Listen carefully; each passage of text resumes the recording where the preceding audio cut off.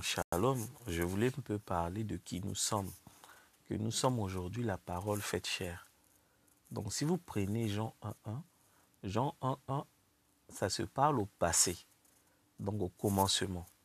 Or, tout ce qui était au commencement, au temps de la fin, on doit voir la même chose pour clôturer.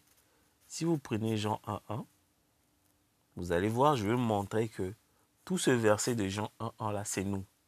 Mais avant ça, j'avais un sujet que je voulais parler. C'était la corrélation entre Adam, Jésus, Joseph Branham et Guyon de la mort. Ces quatre choses, nous aussi on est là. Donc ces quatre choses-là ont une corrélation positive. C'est vraiment corrélé. Adam a péché, pourquoi Jésus, pourquoi Joseph Branham, pourquoi pas l'inverse. Le Guyon de la mort est venu à qui? Voilà, je voulais parler. Mais là, par contre, je voulais rester sur ce thème. Qui nous sommes? Nous sommes la parole faite chair. Quand le pasteur Ben Mutombo il parle les 3 étapes de la parole faite chair, il dit que ça s'arrête à William Branham.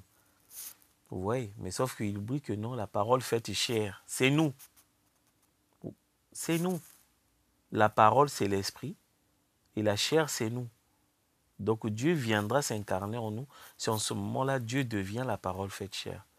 Si vous prenez Jean 1.1, vous allez voir, on va prendre ça. Jean 1.1, c'est conjugué au passé. Mais maintenant, le présent de Jean 1.1, c'est nous.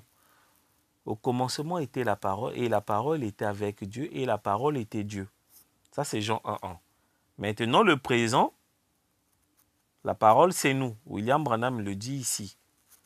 Si je prends dans l'union invisible de l'épouse et de Christ, paragraphe 267, de même, Jésus, virgule, la parole, a pris ma place, il est devenu moi, un pécheur, pour que je puisse devenir lui, la parole, amen, que je reste fidèle à cela, pas à l'église, à la parole, amen. Moi, je suis la parole. Donc, si on repart dans Jean 1.1, au commencement était la parole, et la parole était avec Dieu. Donc, tu es Dieu. Si tu es la parole, donc ça veut dire que tu es Dieu avec un grand D. L'amnésie spirituelle, paragraphe 53. Comme tu es une partie de Dieu, l'épouse, tu es Dieu dans toute sa plénitude. J'ai oublié de mettre cette citation. Elle était au commencement avec Dieu. Si elle est au commencement avec Dieu, au temps de la fin, elle sera aussi avec Dieu. Voilà pourquoi Jésus dit dans Jean 14, « Dans peu de temps, le monde ne me verra plus. Mais vous me verrez, car je serai avec vous. » Donc, il sera avec nous, comme il était avec Dieu au commencement. Dieu sera aussi avec nous, comme il était avec la parole au commencement. Toutes choses ont été faites par elle, et rien de ce qui a été fait n'a été fait sans elle. Ah bon? Au commencement, si la parole a créé, nous qui sommes la parole, nous devons aussi créer. Donc, je vais vous montrer que nous, on est en train de créer. L'épouse est en train de créer. Parce que nous sommes des créateurs miniatures, a dit William Branham ici. Nous sommes les créateurs miniatures. Je vais vous montrer la citation. Si Dieu me fait grâce.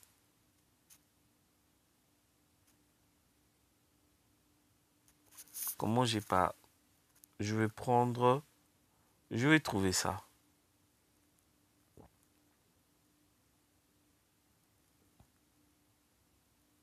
La plénitude de la divinité.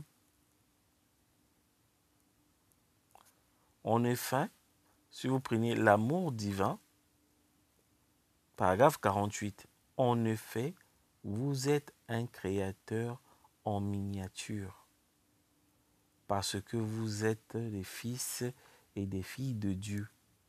Peu importe jusqu'où vous êtes enfoncés dans le péché, vous êtes normalement des fils et des filles de Dieu.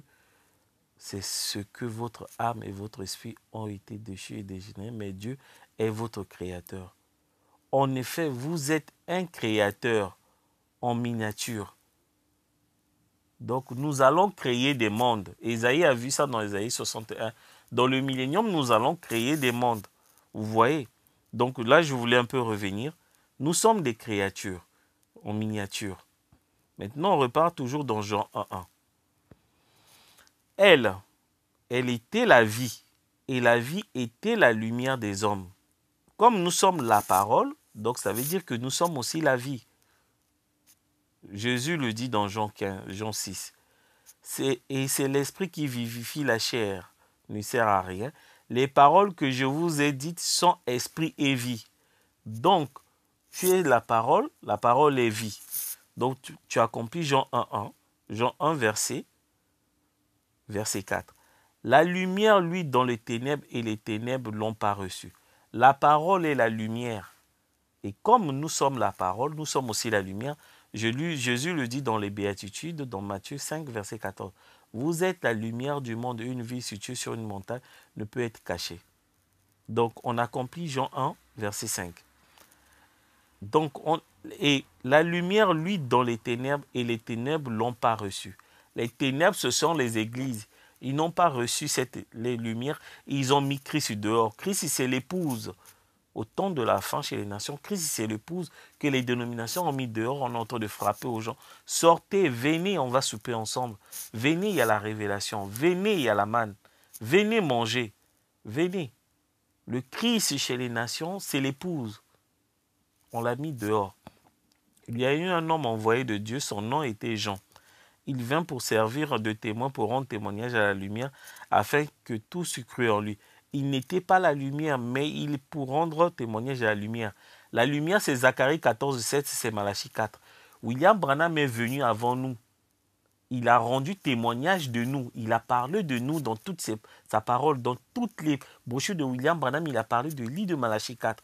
Il parlait de nous. Il était notre précurseur. Ce n'est pas lui la lumière. Ce n'est pas lui Zacharie 14, 7. Ce n'est pas lui Malachie 4. Malachie 4, c'est nous. William Branham est venu rendre témoignage de nous. Vous voyez, il n'était pas Élie de Malachie 4. La lumière, il est venu rendre témoignage de la lumière, car la lumière, c'est nous, a dit Jésus. Donc il y a quelqu'un qui devait venir avant. William Branham, il a rendu témoignage. Il n'est pas le messager, il n'est pas Élie de Malachie 4, il n'est pas la lumière du soir, il n'est pas la parole, mais il est venu aplanir le chemin, rendre témoignage de la parole quand Jean-Baptiste il avait fait. Cette lumière était la véritable lumière qui venait dans le monde éclairer tout le monde. Parce que dans Apocalypse 21, verset 23, l'agneau est la lumière. Et l'agneau est la lumière, il n'a pas besoin du soleil ni de la lune, il éclaire toute la ville. Tout le monde entier a besoin de la révélation de l'épouse.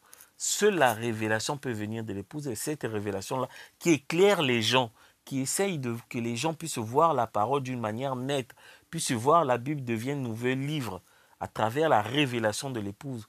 Parce que cette lumière, la révélation éclaire ces choses qui ont été cachées par Dieu et révélées aux petits enfants qui veulent apprendre. Maintenant, on va passer. Elle était dans le monde et le monde ne l'a pas, a été faite par elle et le monde ne l'a point connue. Nous, on a créé nos mondes. On crée les mondes et croyez-moi, on va mettre les personnes qui nous ont aimés et à qui on a aimé. Il faut qu'il y ait la réciprocité. Tu aimes quelqu'un et la personne la plus t'aimer, c'est là le monde que tu vas créer, tu vas les mettre. Elle est venue chez les siens et les siens n'ont pas reçu. Les siens, ce sont les églises. Les églises n'ont pas reçu cette révélation. L'épouse qui est la lumière, qui est la parole au temps du soir. Vous voyez, si vous prenez toujours Jean 1, verset 10, elle est venue chez les siens. Maintenant, Jean 1, verset 14, et la parole a été faite chair, elle habitait parmi nous. Pleine de grâce et de vérité, et nous avons contemplé sa gloire. Une gloire comme la gloire du Fils unique venu de Père. Amen. Là, je parle la parole faite chair chez les nations. C'est l'épouse. Nous sommes la parole faite chair. Je vais vous montrer. Si vous prenez le lever du soleil, paragraphe 168, c'est cette révélation divine de la parole faite chair. Si elle était chère à cette époque-là, par le Fils, l'époux, elle est chère aujourd'hui par l'épouse. Voyez ceux qui à vous pardonnez les péchés. Ceux à qui vous pardonnerez les péchés, ils leur seront pardonnés. Ceux à qui vous les retiendrez, ils leur seront retenus. Amen. Maintenant, je vais vous montrer un truc. Je vais vous montrer qu'on est la parole.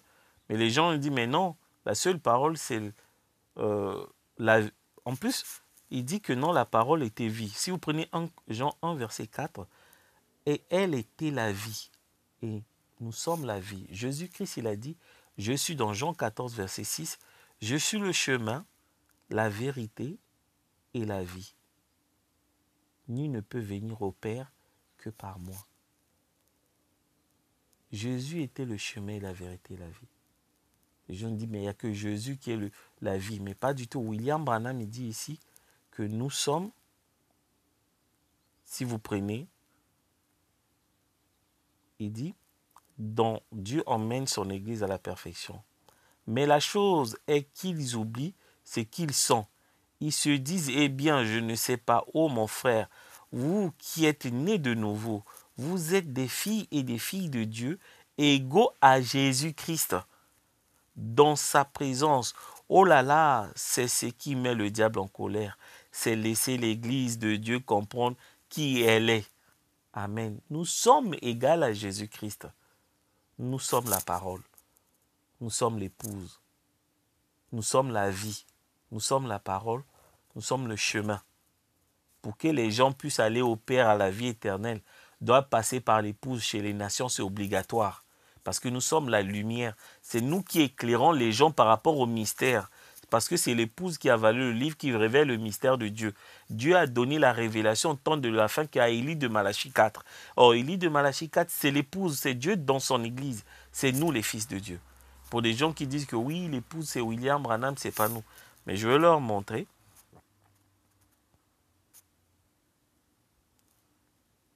L'épouse, c'est l'église.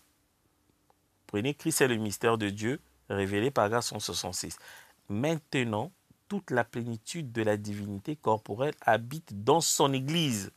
La prééminence, tout ce que Dieu était, il a déversé en Christ, et tout ce que Christ était, il a déversé dans l'église, les croyants. Donc, la plénitude de la divinité habite dans l'église qui sont les croyants. Les croyants, l'église, c'est la Nouvelle Jérusalem. Ça veut dire que les croyants, c'est la Nouvelle Jérusalem. Regardez, l'âge de l'église de Philadelphie, paragraphe 278. La cité, il continue en disant de la Nouvelle Jérusalem. L'épouse, virgule, ou l'église est la Nouvelle Jérusalem. Combien savent cela? L'église elle-même est la Nouvelle Jérusalem. Or, l'église ici, ce sont les croyants. Or, les croyants, c'est nous.